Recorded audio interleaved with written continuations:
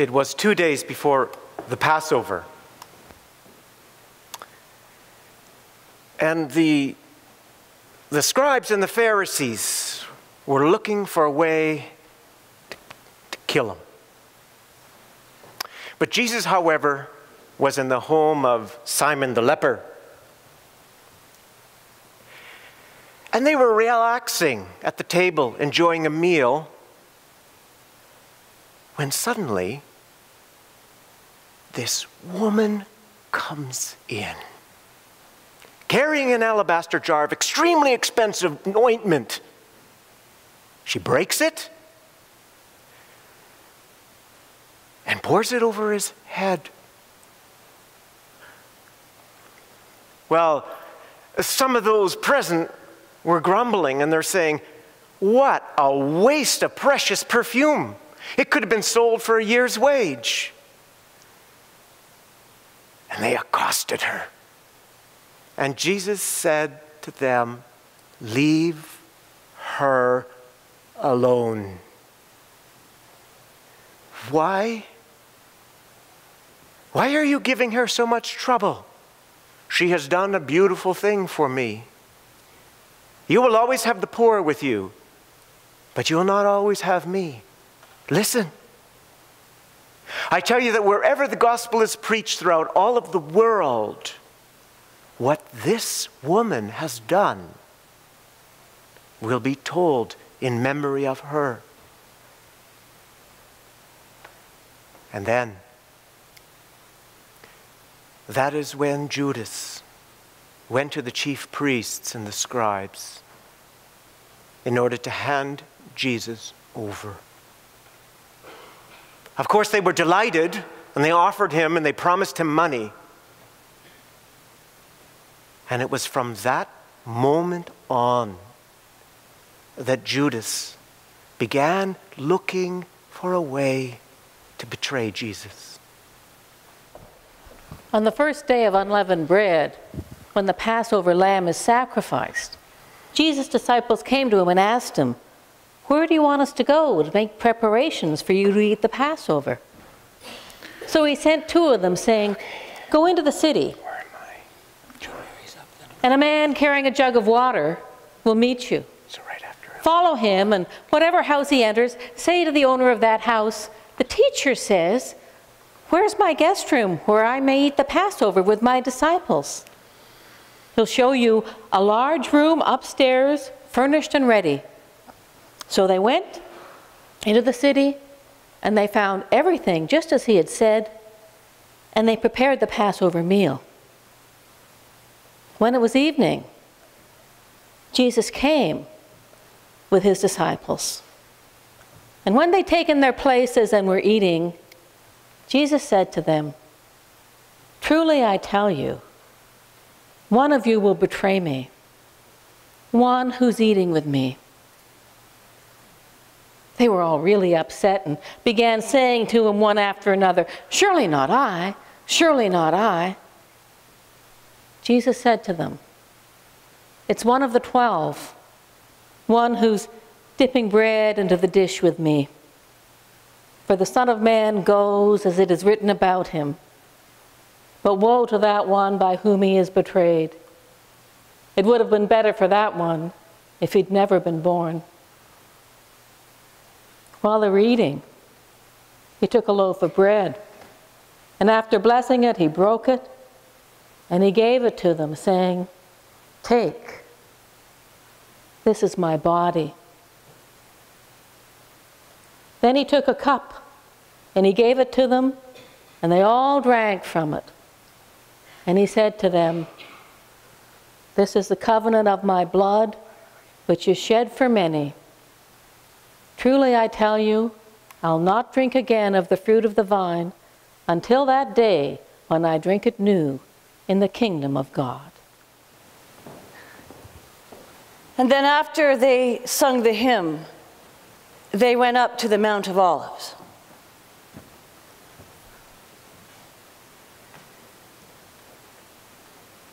And while they were there, Jesus said to his disciples, you will all become my deserters. For it is written, I will strike the shepherd, and the sheep will be scattered.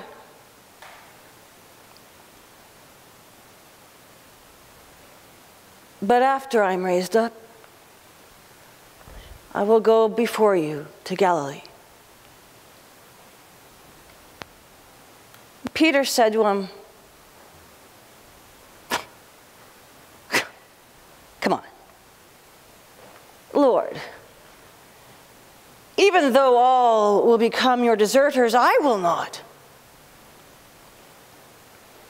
And Jesus looked at Peter and said,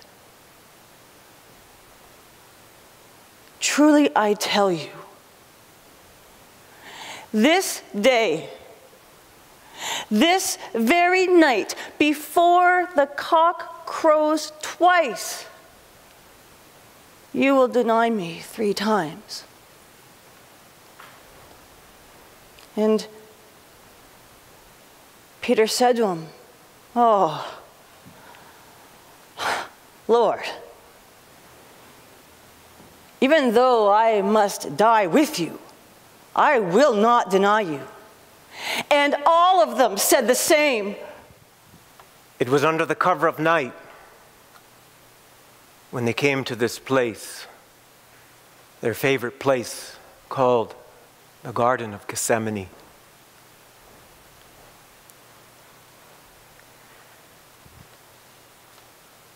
He told all of his disciples just to stay.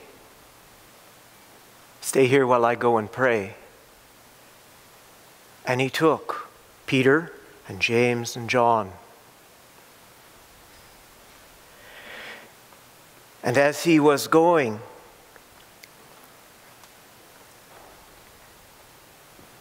he was just shuddering at the horror of it. And he said, my soul is so filled with grief I could die. Stay here, please stay here and watch.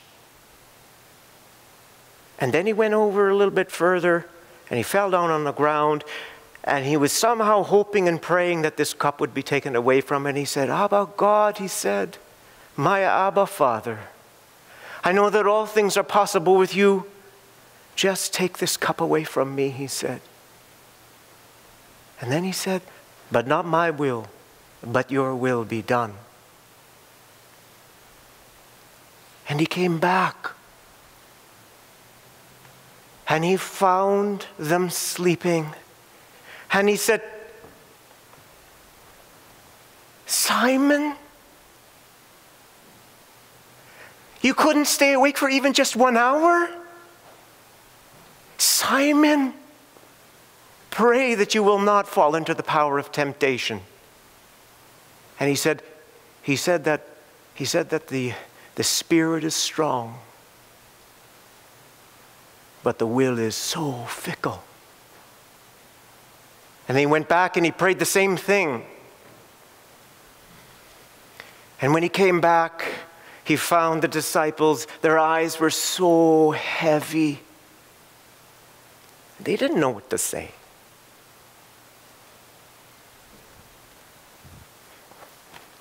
He came back a 3rd time and he said, get up, rise up. Look, my betrayer is coming, he said. He said, for the hour has struck on the Son of Man to be handed over into the power of the godless.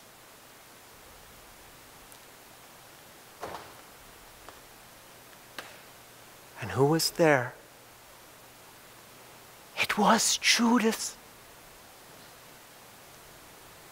one of the inner 12.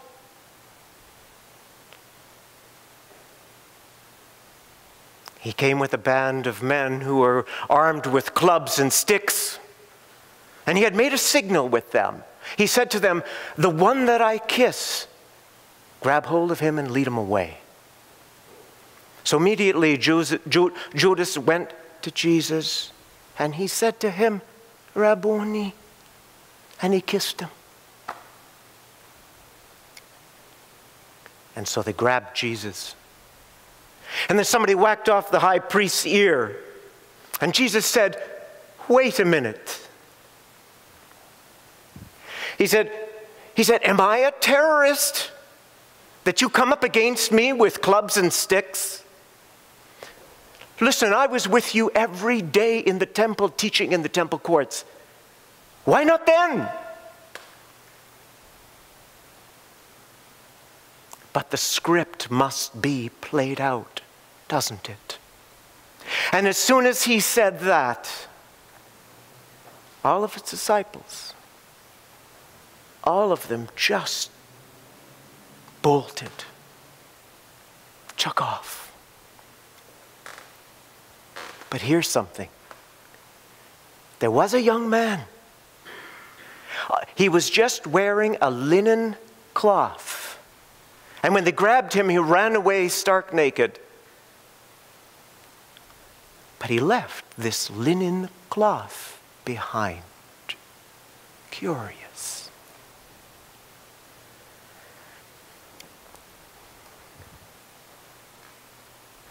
So the armed men took Jesus to the high priest's palace.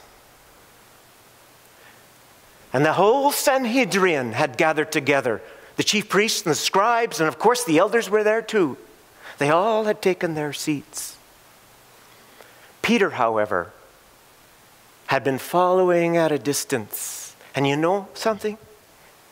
He came right into the temple, right into the high priest's courtyard. And he sat there among the temple police, warming himself by the light of the fire.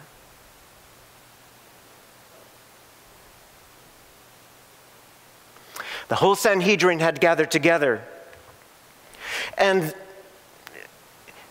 they were looking for evidence against Jesus because they were bound and determined to get rid of him. Oh yes, there were all kinds of different witnesses that stood up, giving false testimony against Jesus. But you know something? Nothing. None of their testimony matched up. There were a few that stood up and said, oh, we heard him say that I will destroy this temple built with human hands, and in 3 days I shall raise up this temple not built with human hands. But you know something? Even this testimony did not match up.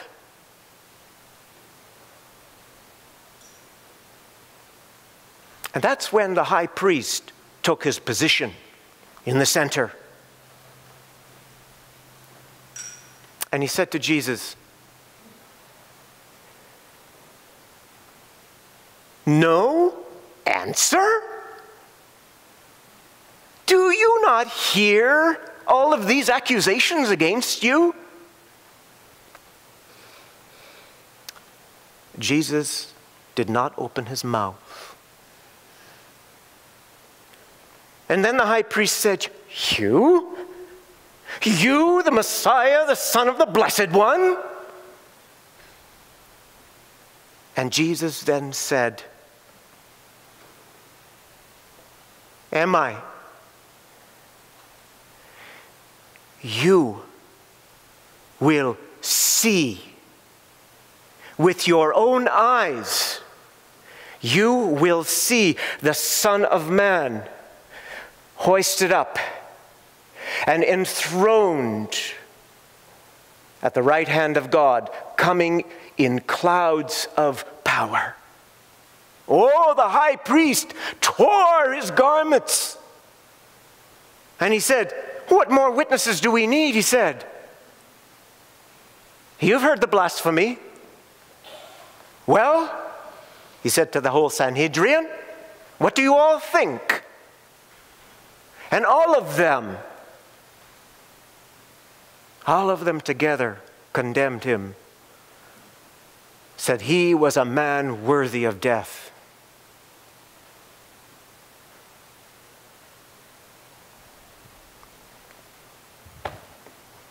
And that's when they started spitting at him over and over again. Then they blindfolded him and they punched him. And they said, "Come on, prophesy." Punched him again. And then they handed him over to the temple police, who also took the boots to him.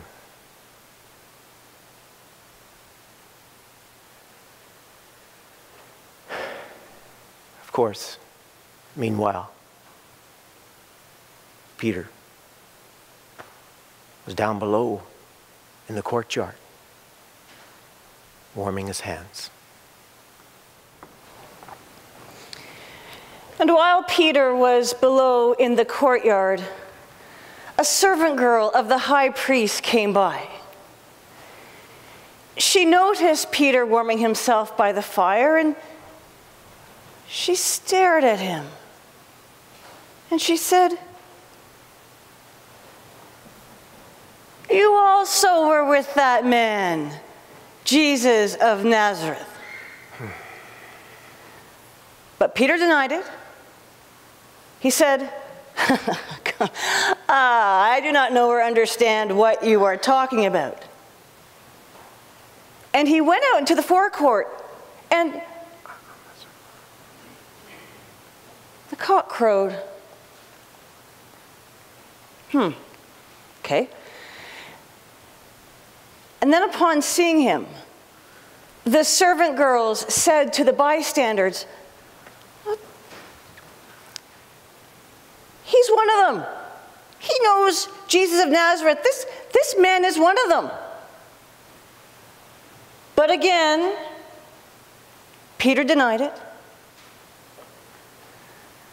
Well, after a while, the bystanders kept on.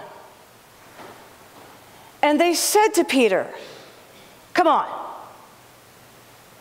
You were with Jesus of Nazareth. Surely you're one of them, for you are a Galilean." And Peter began to curse. And he swore an oath. "I do not know this man you are talking about."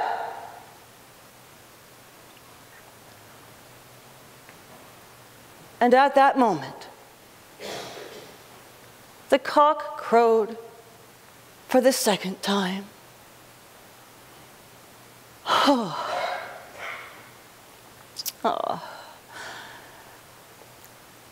And then Peter remembered.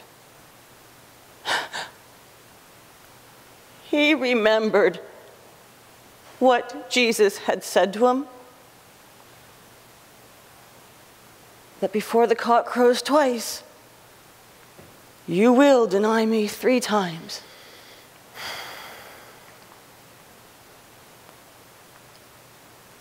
And then Peter broke down and beating his breast, he wept.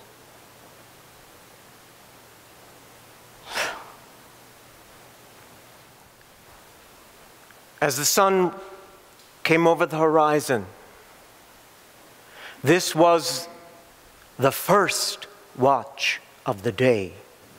The entire Sanhedrin gathered together again for a consultation where they came to a decision.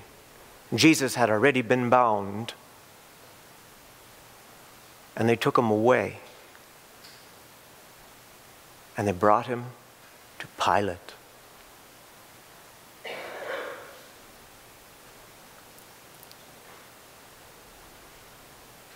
And when Pilate saw him,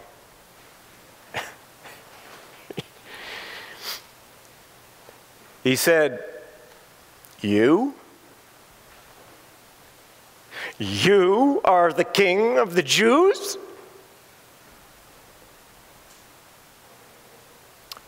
And then Jesus opened his mouth and he said, Am I You're the one speaking." Right away, the chief priests jumped in there and started casting all kinds of accusations at him. And so Pilate addressed the crowds again and said,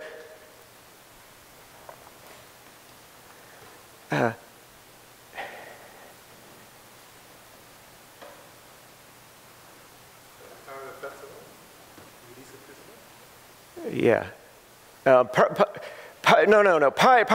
Pilate said, "You?" And Jesus remained silent. And Pilate was a little bit baffled at that. Now, Pilate had this Passover. At the Passover, he had this little ceremony they had with the Jewish people. That at every Passover, they would release a prisoner. And he had in his incarceration a prisoner by the name of Barabbas, a terrorist. Barabbas means the Father's son. And the crowds started demanding Pilate to do for them as he had always done for them. And then Pilate said, "Do you want me to release to you?" He said, "Do you really want me to release to you the king? The one that you call King of the Jews?" And right away the chief priests again jumped in and tried to convince the crowds for Pilate to release Barabbas instead. And so then Pilate addressed the crowds again and said, "Well then, what do you want me to do with the one you call King of the Jews?" And the crowds started screaming and just saying, "Crucify him!" And Pilate saying, "Why? What has he done?" And the crowds just went berserk saying, "Crucify him, even louder."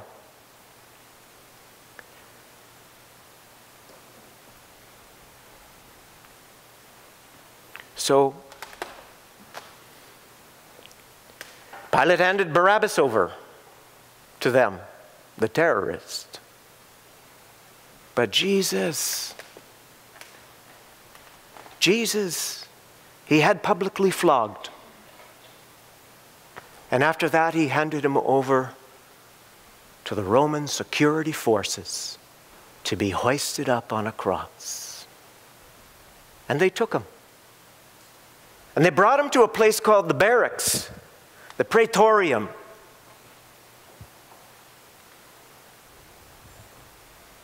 They took off his clothes. And they called the whole barracks together. And they robed him in purple. And then they wove together a crown, a weave of thorns. And they crowned him.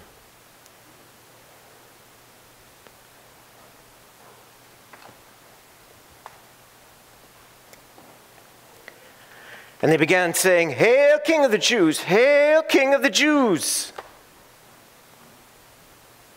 And they hit him on the head with a stick. And then they began spitting at him. And finally, they bowed down and paid him homage.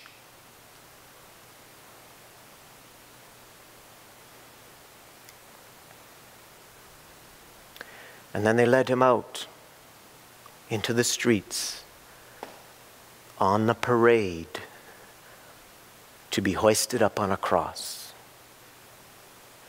And as he was going, there was a certain Simon who was coming in from the fields.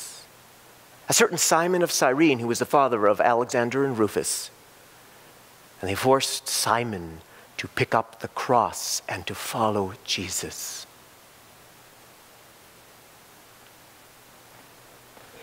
And they got to the place. A place called Golgotha. And it was here that they offered him a drug, wine mixed with myrrh. But you know, he refused it.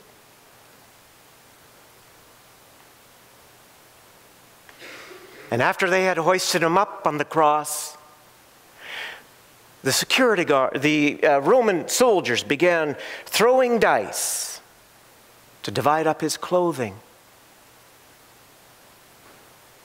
It was 9 o'clock, which is the third watch of the day, where they crucified him, where they hoisted him up and enthroned him on a stake.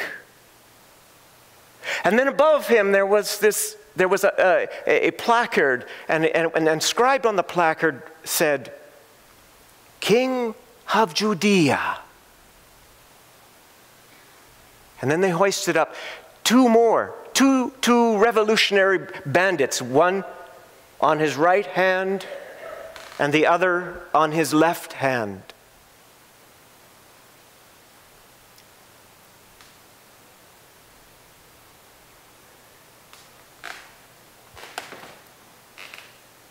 And the pedestrians who were walking by, when they saw this, people walking by started making faces at him and saying, were you really going to destroy the temple and in 3 days rebuild it? Oh, let's see you come now down from the cross. The same thing with the Judean elite. The priests and the scribes, the elders were also there. And they were snickering among one another and saying, he saved others. He can't save himself. Let's see, they said. Let us see if he comes down from the cross. Then we'll believe, they said. Then we will see and believe. And you know, even those who were at his right hand and his left hand were poking fun at him.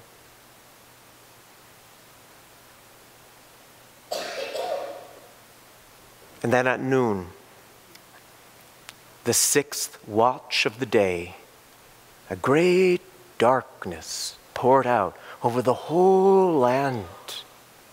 It was a darkness you could feel for 3 hours until 3 o'clock, which is the 9th watch of the day. And right at 3 o'clock, he cried out in a loud voice. He shouted and he said, "Eloi, Eloi, Saba sabachthani." And you know, when you translate, that means, my God, why have you forsaken me?"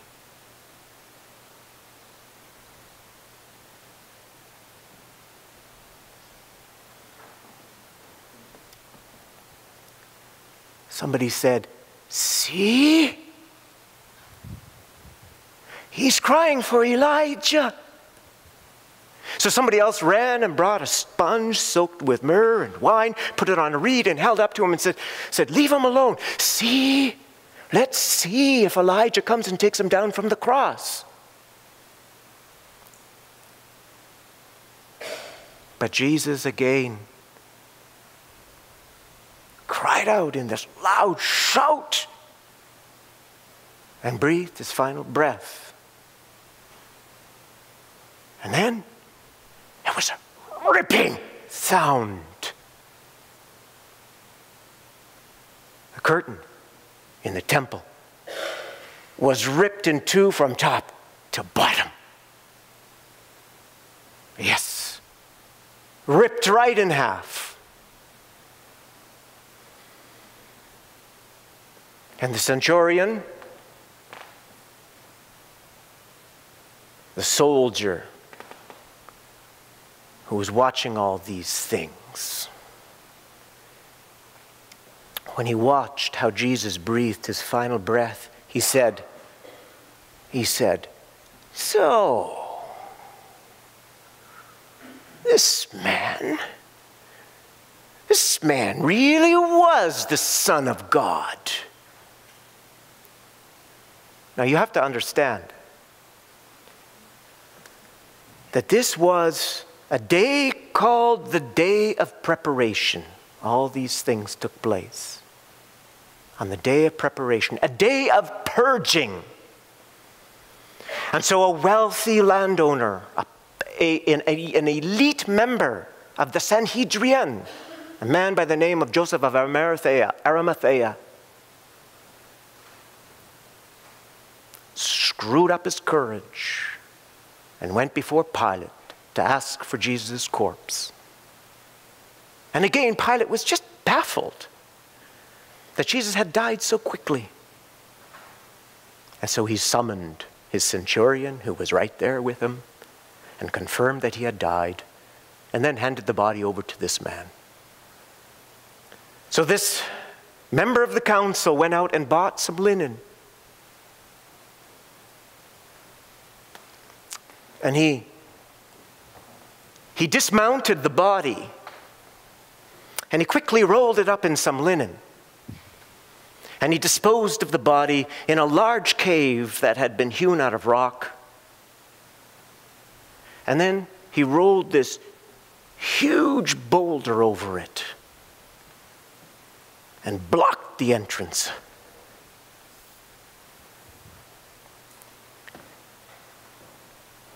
But two women,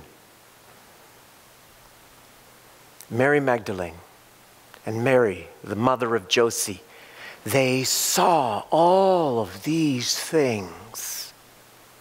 And they took careful note of where they had disposed of the body.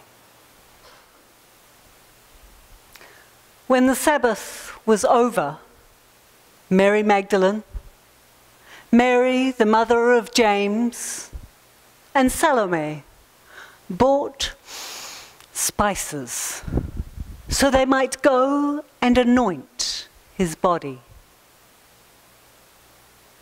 Very early on the first day of the week, just as the sun was rising, they went to the tomb. And they talked about amongst themselves, who will help us to roll away the stone from the entrance to the tomb? But when they looked up, they saw that the stone that was huge had been rolled away. As they entered the tomb, there they saw a young man dressed in white, sitting on the right side of the tomb. And they were alarmed. "Do not be alarmed," he said. "You are looking for Jesus of Nazareth, who was crucified. He has been raised. He is not here. Look, this is the place where they laid him."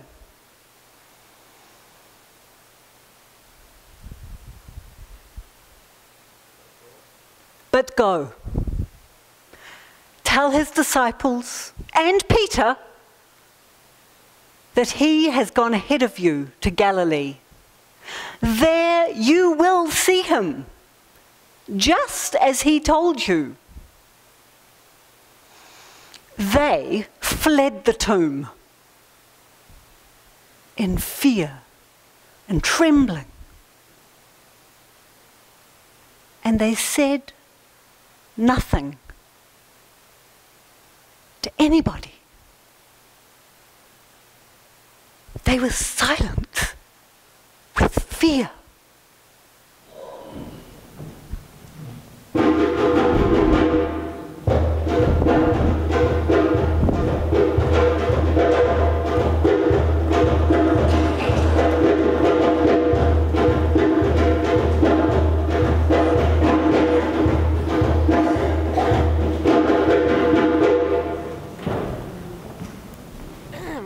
would like to say a very profound thank you to all who have participated tonight, and especially to those of you who have listened.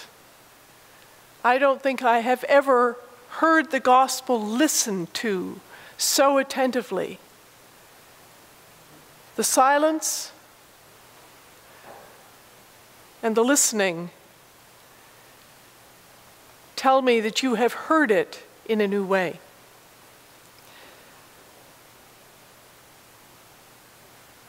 And so we go from this night with the whole of the gospel story before us as we head into the rest of Holy Week.